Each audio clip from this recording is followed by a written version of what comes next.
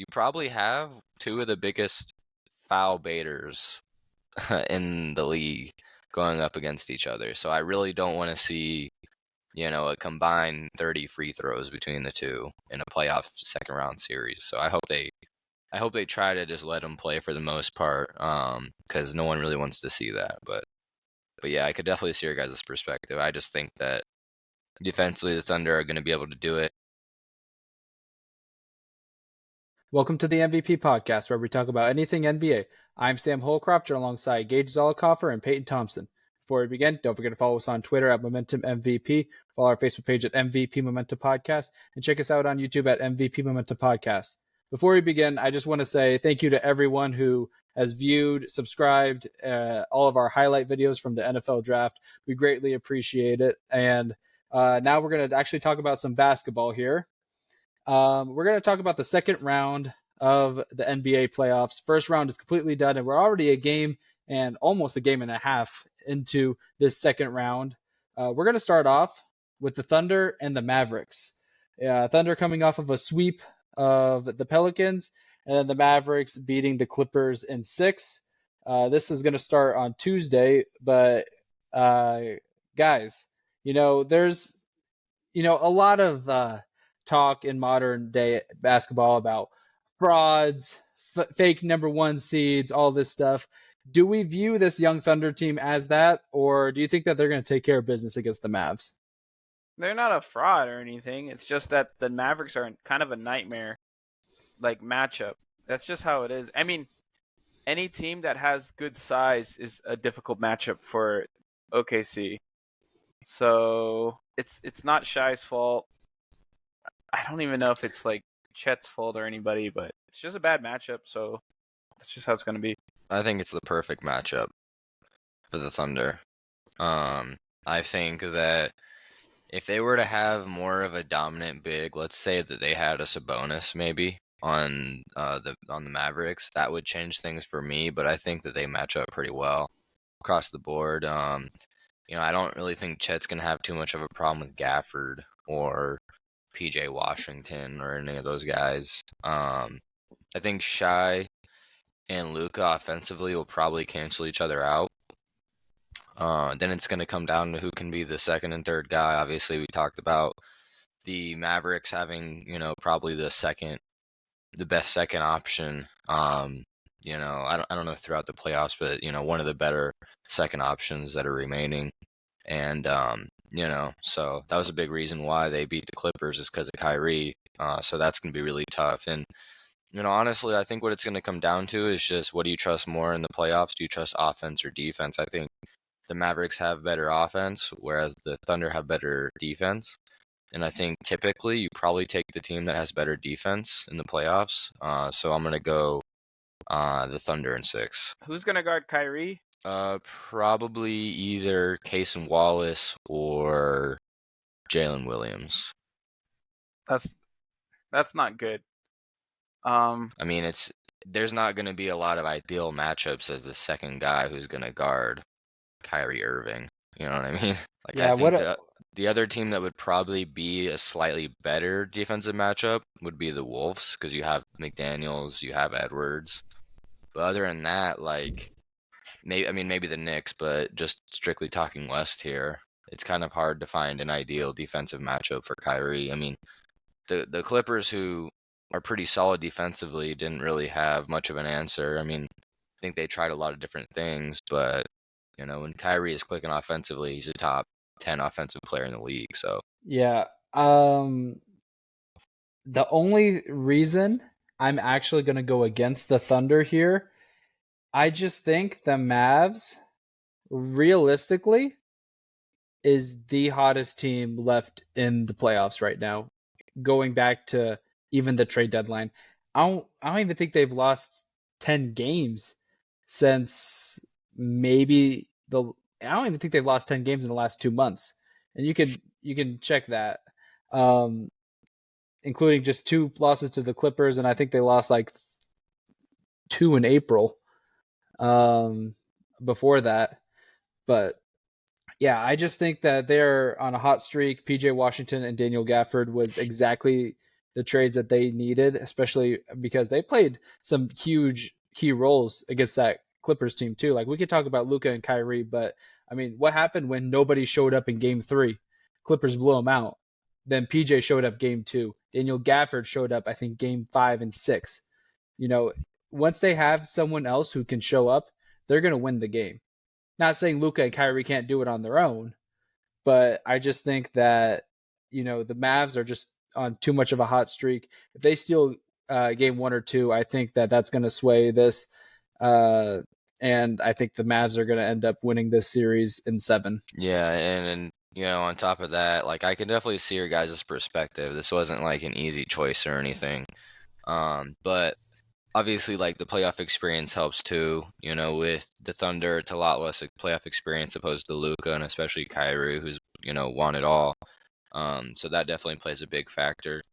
The other kind of side note on this that I want to say is that I really hope they kind of just let these guys play and aren't calling fouls back and forth, because realistically, you probably have two of the biggest foul baiters in the league going up against each other. So I really don't want to see, a combined 30 free throws between the two in a playoff second round series. So I hope they try to just let them play for the most part, because no one really wants to see that. But yeah, I could definitely see your guys' perspective. I just think that defensively the Thunder are going to be able to do it, and they just feel. I mean, it's hard to say that they feel more cohesive. I feel like their chemistry is a little bit more organic, but you can't deny the kind of hot streak that the Mavs are on. So it's going to be a great series. Yeah, for sure. Anything else to add, Gage? No, I just think Kyrie is way too hot right now. Like, I just like this series has shown me that like the Mavericks are, I don't see any clear weaknesses besides the Mavericks. You say, oh, if Luka's not clicking, and if Kyrie's not clicking, then they lose. But I don't think we've really seen that this playoffs. It's usually you get one or the other. But I don't know. I just think Kyrie's just playing at an MVP level. Although Shai is literally like MVP like nominated. I said it once before in the regular season that the Mavs' biggest weakness was defense, and they were able to fix that. So it's gonna be tough to beat that team. Yep. Another team that's really tough to beat is the Denver Nuggets, and we've already seen Game 1 between the Wolves and the Nuggets, and the Wolves were able to go into Denver and get it done. I think that puts them, as the first team to beat the Nuggets twice in Denver this year. So a relatively kind of low scoring game in terms of the first game. Gage, you're a Lakers fan. You saw them facing the Nuggets in round 1, but and you got to see, the Lakers were leading, I think, 160 minutes out of that entire series, and then the Nuggets were leading like 55 or something. Yeah. And the Nuggets always had a slow start, and they had that in Game 1. Do you expect them to turn this around this series? No, that's not going to fly against the Timberwolves. You can't be doing that. It's not enough for Jamal Murray to just pop off in the fourth quarter. He's going to have a good game. He didn't have a single good game like throughout the entire Lakers series. His true shooting percentage was like one of the worst out of I would say out of the contenders that are still in out of the people who are still in contention. And with the emergence of Anthony Edwards, and Anthony Edwards is still improving, which is kind of crazy. Like, he's still I don't even know what his cap is right now. The guy's just kind of going nuts. Rudy Gobert, good defensive stopper, not really stopping Jokic, but able to disrupt them a little bit. Jokic is still going to be Jokic, but I think you're gonna see a lot of pitchforks on Jamal Murray this series, just because he just hasn't been good.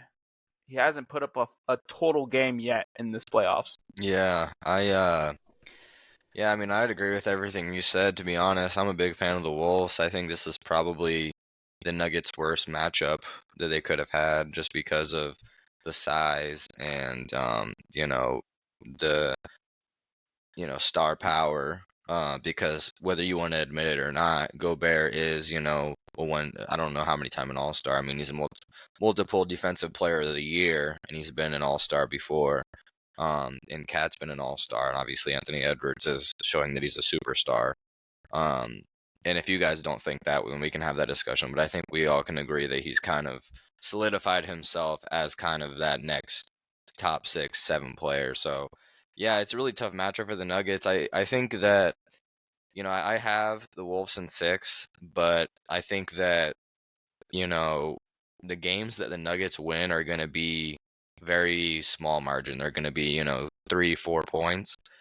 But I think the games that the Wolves are going to win, they're going to be very dominant, just like game 1. They're going to be, 10 to 12 at least plus points. And they're going to show that they have a very good chance of taking the West this year. And to be honest with you, I would be very happy if they took the championship this year.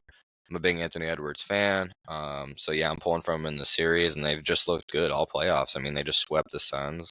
And I know, in hindsight, we might not take the Suns very seriously, but I think a lot of people were worried about the Suns before the playoffs started, and they showed that they didn't really even deserve to play them in the playoffs, quite frankly. So, yeah, I think it's going to be a good series, but I have the Wolves taking down the defending champions.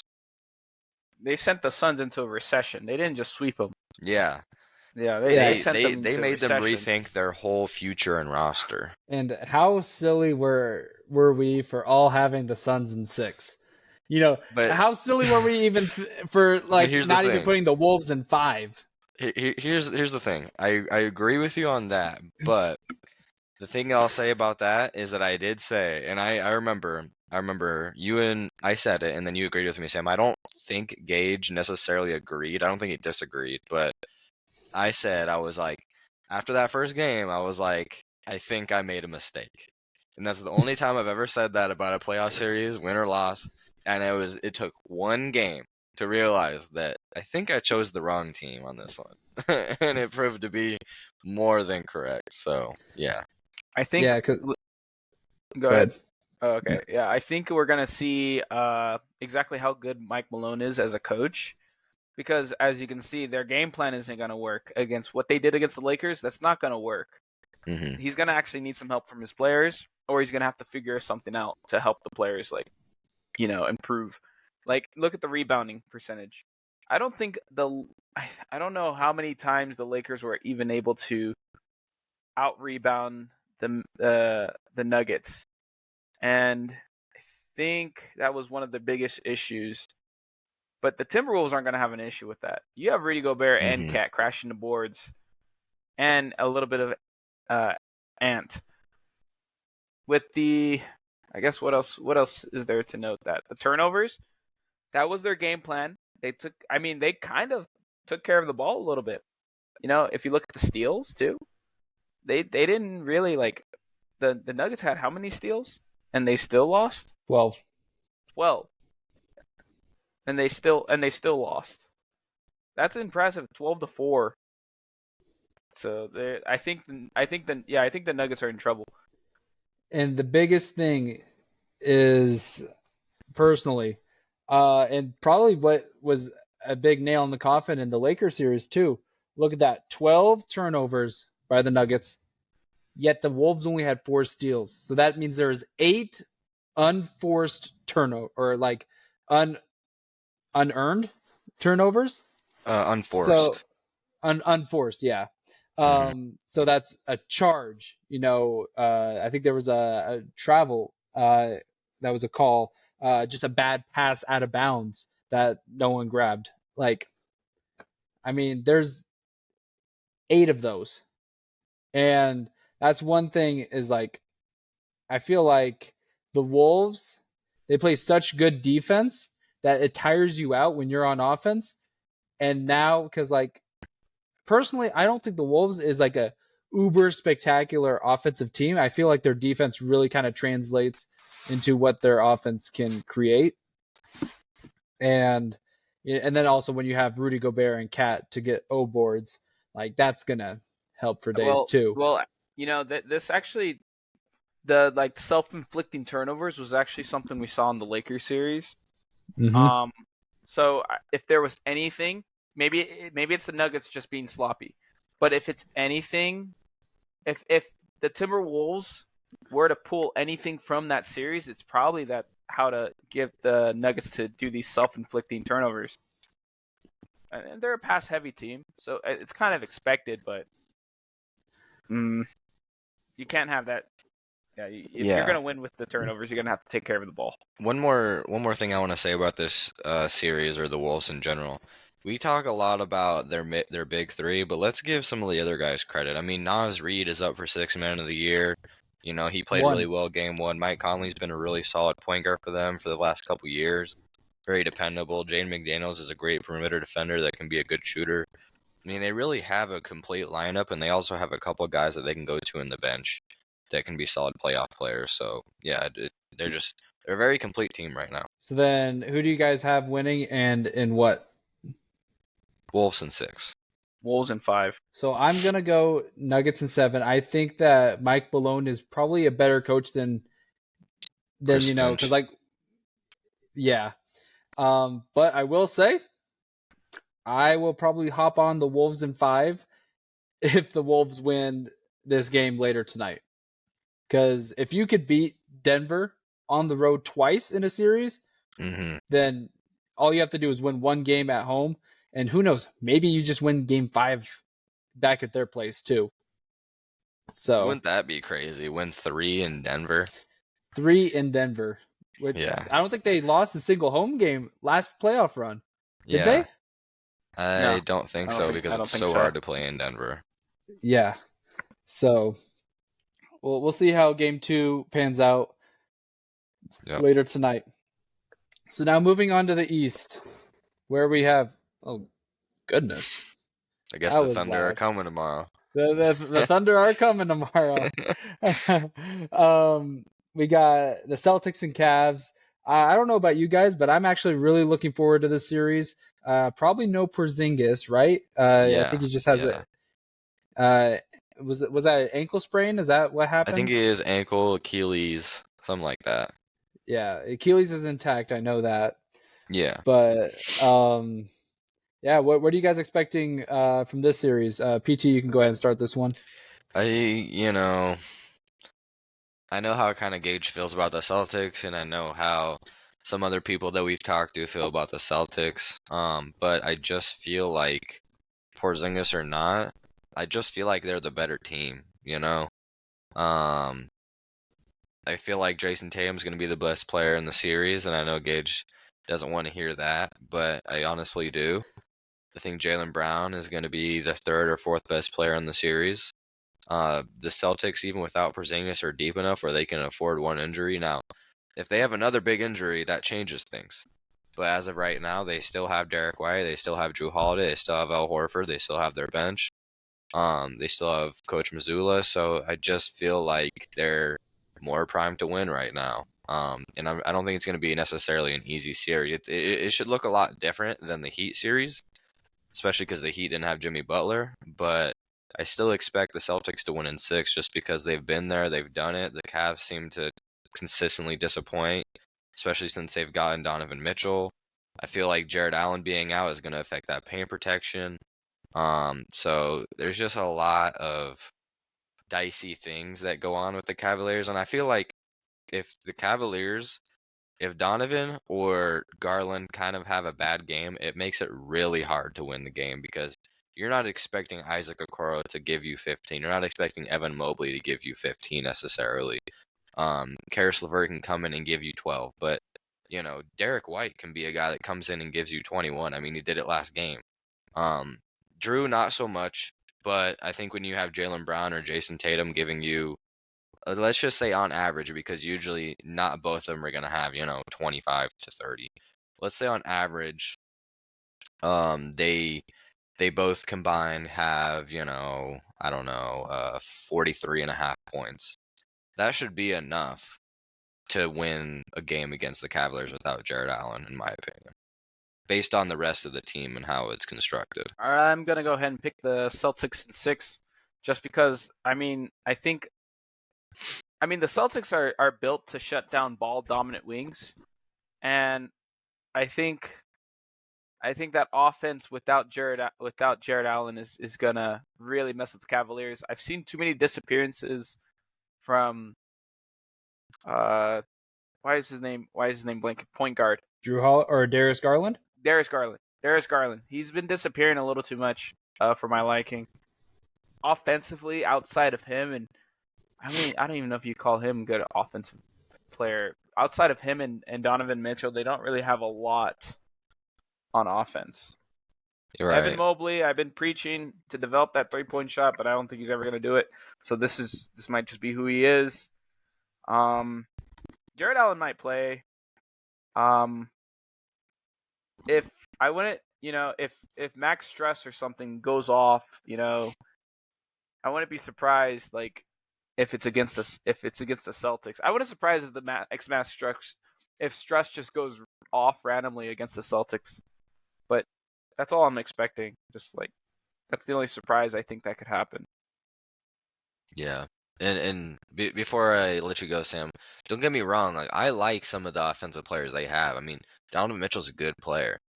Darius Garland, to use a quote from Carmelo Anthony, he can get it done sometimes, but he's not a consistent playoff guy, and he hasn't proven to be. So it's really hard to say that you can rely on him against the Celtics, who are the best team, well, best record in the NBA this year. Yeah, and I think that's just what it comes down to.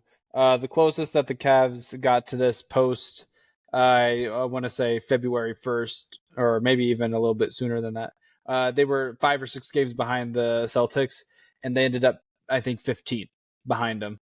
So realistically, the gap should be wide between these teams, but Celtics do kind of like to play down to their competition every now and again. But we also got to keep in mind that the 4 games that they beat the Heat, they beat them by, I think, 20, 20, 12, and then 24. But that's the Heat, though. I mean, that is the Heat without their best player. Without Jimmy. Yeah. And the Cavs are better, and they also have their star. But I'm also going to go I'm going to go Celtics in 7, just because I think that Donovan is going to be putting up, I mean, he had, what was it, like 3 40-point games in the 7-game series against the Magic. I feel like with the loss of Porzingis, that could cost them a game to max. But the Celtics are still who I think is the best team in the league. And but I think the Cavs are going to give him a fight, especially because like Donovan wants to prove something, free agent this next year. So yeah, I'm going to go Celtics in 7. Actually, now I think about it, I'm going to get Celtics in 5. Did I say I think Mavericks? it's just too good. It's just too good of a matchup because I'm thinking about, all right, if someone who's gonna probably show up. I mean, Karis LeVert can always pop up randomly, and then just disappear for the rest of the series, and he might just win you one of them. But the Celtics are just way too good against ball dominant, like guard wings like that. It's just, I think Celtics in 5. I don't think they need Porzingis for this matchup, especially with Jared Allen not really being like that much of a scorer. Celtics in 5. Yeah, they more so want Porzingis to be healthy for that next series, which is probably going to be, in my opinion, the Knicks. But, well, and even more so, like, in the finals, like, if they have to play the Wolves or the Nuggets, you're going to need them for that series. They're not going to win. But I got Celtics in 6, so we got Gage Celtics in 5. I got Celtics in 6, and Sam is going Celtics in 7. Yep. So then the next question is, who are they going to play? We got that game 1 going on right now between the Pacers and the Knicks. Both of these teams were the two teams that all of us weren't expecting to win their respective series. So what are we expecting? I know this game is at, I think, halftime right now. What are we expecting from this series? Maybe including what the result is right now. The thing about both of these teams is that, like, which out of the teams remaining, are they one of the teams you don't consider to have like a superstar? I don't know if you consider Ann a superstar yet. I don't know. Maybe yeah, I'm that not word on the gets a hype little train too touchy. much. It's a little touchy, but Yeah. you're gonna see good basketball in this series. You're not gonna see it much. There's not really, besides Jalen Brunson and I guess Tyrese at sometimes.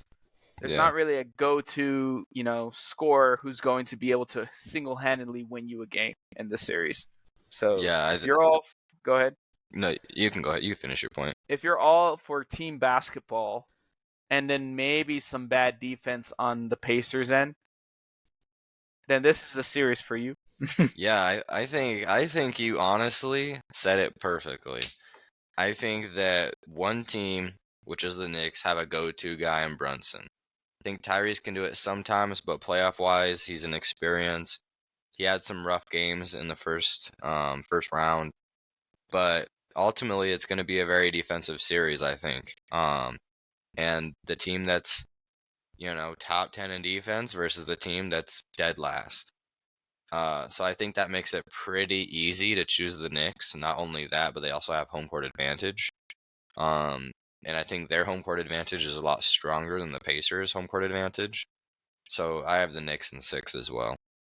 Or I don't know if you had them in 6, but I have the Knicks in 6. I got the Knicks Yeah. in 5. That's just me. The joke here is also that it took Siakam for about like 4 months to take over the team. Is this Siakam's team now? Yeah, I don't know. it looks like it sometimes, which I'm not a fan of. Yeah. So I have the Knicks in 6 as well, for the main points that you guys both have said. I feel like, with the way that Jalen Brunson played last series, I think he's second most in points per game this postseason so far after the first round. I think just behind Luka. He's been taking over, and that was a tough Sixers team, and I think that they are going to end up having more trouble with the Sixers last round than they will with the Pacers here. But I just feel like maybe this is a little bit more well-rounded team than maybe the Sixers, because Joel was still banged up almost every other game. He had to go to the locker room. Tyrese Maxey was playing out of his mind, of course, but like Pascal had like 3 good games against the Bucks.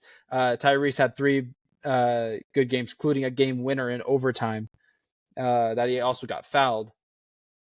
Feel like everyone's playing their part with Indiana. So I think it's going to be an interesting game. But if they win this game, it might be a must-win for the Knicks, because I feel like the Pacers are going to have a lot of momentum if they take the first 2 going back to Indiana. Although their home court advantage isn't the best, but if they could take the first 2, it's scary. I got 3 things to add on to what we're saying. So the first thing is, for some reason, if there was any year in the last decade, this kind of feels like it's the Knicks window right now. Like, it feels like it would be a perfect window to beat a team like the Sixers, who are kind of off and on and hurt, beat the Pacers, who they can very well beat with their defense. That's kind of who they're constructed to beat. And then if the Celtics have a bad ECF, you're at least there at the finals. So you have a puncher's chance, whoever's there. I don't know if they're gonna have a good chance, but they're there. Second thing with that, if you go anywhere past this round, what does that say about Julius Randle? What do you do He's with gone. him? He's gone. He's getting Yeah. traded. Yeah, exactly. So, and then the third thing is that if you get off his contract, you're wide open for star hunting, because New York is a very attractive destination. And then on top of that, you already saw what this team can do with having 1 star, pretty much. I mean, I wouldn't say OG Anunoby's a star. I mean, maybe if he had more of an offensive game, he could be. Josh Hart's a great player, but he's not a star. Hartenstein and Robinson are good players, but they're not close to a star. So Okay, I'm gonna have to stop you. I think that a lot of these players, are there. This is a really hard team that if you're really like a casual, I think you'll be very confused on why this team is like, we're talking about them making the Eastern Conference Finals. Now, I did pick the 76ers to beat this team. In the But sweep. the fact, yeah, I did. But then, going back and actually looking at this team, they're going to want to keep Hartenstein, but Hartenstein might be too expensive. Yeah. They're going to want to keep, I guess Hartenstein's a free agent. There's another free agent on this team that they're really going to want. I OG thought Anunoby. OG was. All the GMs know how good OG is, but Yeah. none of the fans really know how good he is. But GMs would, his market price was like 2 first-round picks and some good young player in return for OG, and it's for a good reason. He's one of the best two-way guards, two-way players in the league, and I think this team is really weird because you got Josh Hart there too, and Josh Hart has always been used as a role player on the Lakers, on the Pelicans. He's just always been that guy. All these guys have been role players, but they've been as close as to a star as you can get. They're high end. I don't know. They're high end starters. High end starters. Yeah. Yeah. It would be crazy to even say that. Would you put Jalen Brunson in that tier 2? No, I think Jalen Brunson's proven to be at least because he's been an all-star. I think he's an all-star. He's an all-star this year. So yeah. I think he was an all-star last year too. Yeah, probably the last couple years. But yeah, I mean, don't get it twisted. I'm not saying that they're not really good players. They're really good players, and they're perfect for the system. I'm just saying if you're a guy like Paul George and you're thinking, this team is ready to win, and if I could just give them good defense and 22 points per game, I don't see why we wouldn't be a better team, They also have the good chemistry off of where they all play Villanova. Yeah. Like you got 3 guys playing in Villanova. Mm-hmm. Yeah. So, anything else you guys need to add? I think Julius Randle's his future will be decided on the next 2 series. And there's no way that he can come back, right? No, he had season surgery. Yeah. That's what I thought. Just would have been kind of funny if he pulled. This is a baseball reference, but a Kyle Schwarber. He's when the Cubs won the World Series, he tore his ACL like the 3rd game of the season in April, and he came back in like November for the World Series and helped us win. So I didn't know if it was going to be one of those situations where he shows up, plays like 20-some minutes a game, so he doesn't get re-injured. I mean, but based on how the Knicks have been playing, if he had a chance to return, I would be like, no, you're done. We're okay right now. We don't want to change anything that is good for us right now. We're not trying to fix something that's not broken. Yeah. So you go ahead and do your rehab, and we'll be on the phone with teams that want you. Yep. I think if there's a trade, I think Julius Randle gets traded and brings either PG or Donovan Mitchell or someone else, some guy like that. Maybe even the spicy take is Devin Booker, but that's just. That's if the Suns want to blow it up. Kevin Durant. That's if the Suns are tired of it. We'll see. One more thing to add. This is not playoff based, but it's an award. Victor Wembanyama was the Rookie of the Year. Got announced today before the game. Congrats to him. A very historical rookie season. He should be, he's already a franchise kind of guy. And looks like he's gonna have a very positive career as long as he stays healthy. So, shout out to him and winning that award. Yeah, I can't wait to see him playing alongside Trae Young next year. Here's the thing about if you're pairing Trae Young with the guy, you're betting on how legendary Victor Wembanyama's defense is because Trae Young's defense is atrocious. But if you think that Victor is that guy who can anchor your defense better than Anthony Davis, better than Rudy Gay, then sure, go ahead. He was Defensive Player of the Year, or he was a Defensive Player of the Year finalist. I mean, he could still win it. He could still win it tomorrow. But as a rookie, he was a DPOY finalist. I don't think you necessarily need to hope he's an anchor, but what you have to do is that if you're not going to do that, you need to have like 2 other guys. You need like a Josh Hart and a Derek White or like a Jane McDaniels or some kind of perimeter defender that can help over switch and take the best matchup. Yeah. So just to recap, I'll go through with mine, and then you each can go through with yours. For these conference semifinals, I have the Mavericks over the Thunder in 7, the Nuggets over the Wolves in 7, Celtics over the Cavaliers in 7, and the Knicks over the Pacers in 6. Gage? I think I had the Mavericks over the Thunder in 6. Timberwolves, Nuggets. I had Timberwolves in 5.